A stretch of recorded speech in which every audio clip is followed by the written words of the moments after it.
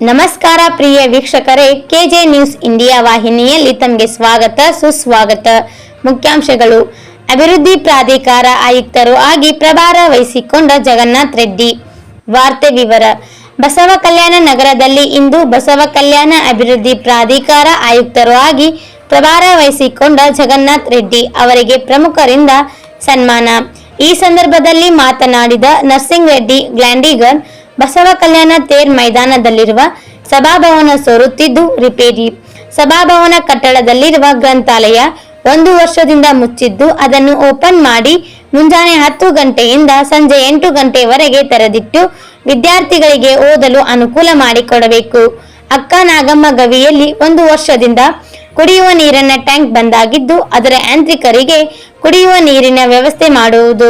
ತಿಪ್ರಾಂತ್ನಲ್ಲಿ ಶಿವಪುರ ಸಿದ್ದಯ್ಯಪ್ಪ ಹಾಗೂ ನಾರಾಯಣಪುರ ಶಿವಮಂದಿರ ಕಡೆ arrow mark ಹಾಕಿ board ಹಚ್ಚುವುದು.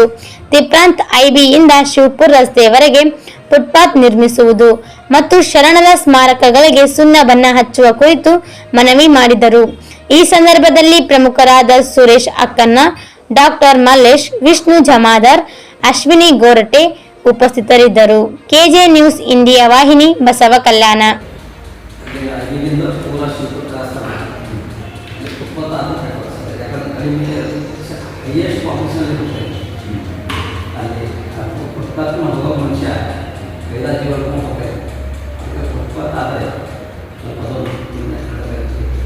ಆಮೇಲೆ ಇಲ್ಲಿ ನೀರಿನ ಸಮಸ್ಯೆ ಆಗೈತೆ. ಅಕ್ಕ ನಾಲ್ಕು